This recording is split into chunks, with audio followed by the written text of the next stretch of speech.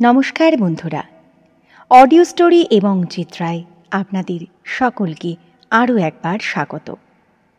আজকের গল্প অতিথির স্মৃতি।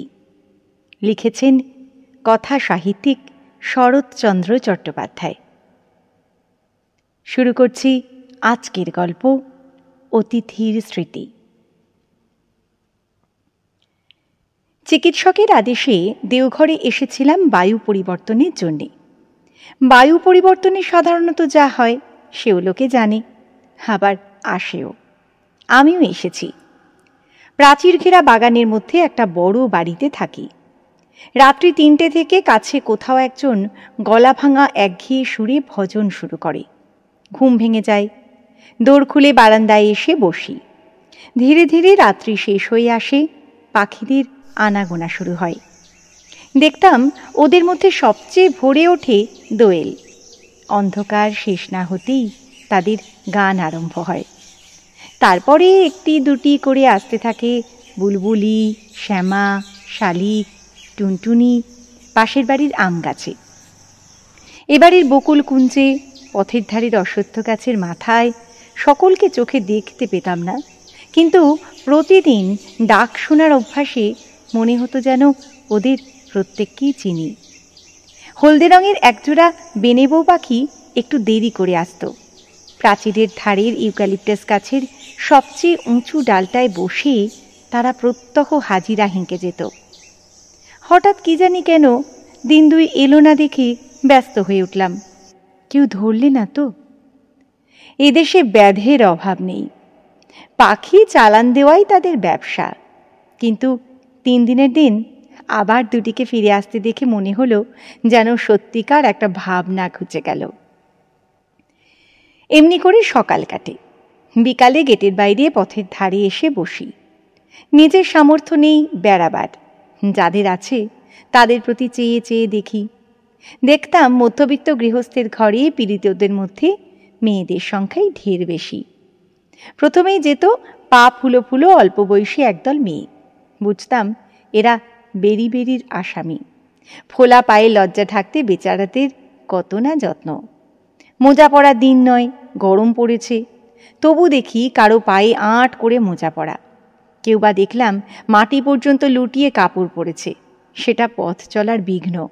তবু কৌতূহলী লোকচক্ষু থেকে তারা বিকৃতিটা আড়াল রাখতে চায়। আর সবচেয়ে দুঃখ হতো আমার একটি দরিদ্র ঘরের মেয়েকে দেখে। সে একলা যেত, সঙ্গে আত্মীয় স্বজন নেই, শুধু ৩টি ছোট ছোট ছেলে মেয়ে। বয়স বোধ করি ২৪-২৫, কিন্তু দেহ যেমন শীর্ণ, মুখ তেমনি পাণ্ডুর। কোথাও যেন এতটুকু রক্ত নেই, শক্তি নেই নিজের দেহটাকে টানবার। তবু সবচেয়ে ছোট ছেলেটি তার কোলে। সে তো আর হাঁটতে পারে না, অথচ আসবারও ঠাঁই নেই। কি ক্লান্তই না মেয়েটির চোখের চাহনি। সেদিন সন্ধ্যার তখনও দেরি আছে। দেখি জন কয়েক বৃদ্ধ ব্যক্তি ক্ষুধাহরণের কর্তব্যটা সমাধা করে যথা দ্রুত পদেই বাসায় ফিরছেন। সম্ভবত এরা বাত ব্যাধিগ্রস্ত। সন্ধ্যার পূর্বেই এদের ঘরে প্রবেশ করা প্রয়োজন। তাদের চলন দেখে ভরসা হলো। ভাবলাম যাই, আমিও একটু ঘুরে আসি গে। সেদিন পথে পথে অনেক বেড়ালাম। অন্ধকার হয়ে এলো। ভেবেছিলাম আমি একাকী। হঠাৎ পিছনে চেয়ে দেখি একটি কুকুর আমার পিছনে চলেছে। বললাম, কিরে, যাবি আমার সঙ্গে? অন্ধকার পথটায় বাড়ি পর্যন্ত পৌঁছে দিতে পারবি। সে দূরে দাঁড়িয়ে লেজ নাড়তে লাগলো। বুঝলাম সে রাজি আছে। বললাম, তবে আয় আমার সঙ্গে। পথের ধারের একটা আলোতে দেখতে পেলাম কুকুরটার বয়স হয়েছে, কিন্তু যৌবনে একদিন শক্তি সামর্থ্য ছিল। তাকে অনেক কিছু প্রশ্ন করতে করতে বাড়ির সম্মুখে এসে পৌঁছলাম। গেট খুলে দিয়ে ডাকলাম, ভিতরে আয়, আজ তুই আমার অতিথি। সে বাইরে দাঁড়িয়ে লেজ নাড়তে লাগলো। কিছুতে ভিতরে ঢোকার ভরসা পেল না। আলো নিয়ে চাকর এসে উপস্থিত হলো। গেট বন্ধ করে দিতে চাইলে বললাম, না, খোলাই থাক, যদি আসে ওকে খেতে দিস। ঘণ্টাখানেক পরে খোঁজ নিয়ে জানলাম সে আসেনি, কোথায় চলে গেছে। পরদিন সকালে বাইরে এসেই দেখি গেটের বাইরে দাঁড়িয়ে আমার সেই কালকের অতিথি। বললাম, কাল তোকে খেতে নেমন্তন্ন করলাম, এলি না কেন? জবাবে সে মুখপানে চেয়ে তেমনি লেজ নাড়তে লাগল। বললাম, আজ তুই খেয়ে যাবি, না খেয়ে যাস নে, বুঝলি? প্রত্যুত্তরে সে শুধু ঘন ঘন লেজ নাড়লে। অর্থ বোধহয় এই যে, সত্যি বলছ তো? রাত্রে চাকর এসে জানালে সেই কুকুরটা এসে আজ বাইরের বারান্দার নিচে উঠানে বসে আছে। বামুন ঠাকুরকে ডেকে বলে দিলাম, ও আমার অতিথি, ওকে পেট ভরে খেতে দিও। পরের দিন খবর পেলাম অতিথি যাননি। আতিথ্যের মর্যাদা লঙ্ঘন করে সে আরামে নিশ্চিন্ত হয়ে বসে আছে। বললাম, তা হোক, ওকে তোমরা খেতে দিও। আমি জানতাম প্রত্যহ খাবার তো অনেক ফেলা যায়, এতে কারো আপত্তি হবে না। কিন্তু আপত্তি ছিল, এবং অত্যন্ত গুরুতর আপত্তি। আমাদের বাড়তি খাবারের যে প্রবল অংশীদার ছিল এই বাগানের মালির মালিনী, এই আমি জানতাম না। তার বয়স কম, দেখতে ভালো এবং খাওয়া সম্বন্ধে নির্বিকারচিত্ত। চাকরদের দরদ তারপরেই বেশি। অতএব আমার অতিথি করে উপবাস। বিকালে পথের ধারে গিয়ে বসি, দেখি অতিথি আগে থেকেই বসে আছে ধুলোয়। বেড়াতে বার হলে সে হয় পথের সঙ্গী। জিজ্ঞাসা করি, হ্যাঁ অতিথি, আজ মাংস রান্নাটা কেমন হয়েছিল রে? হাড়গুলো চিবোতে লাগলো কেমন?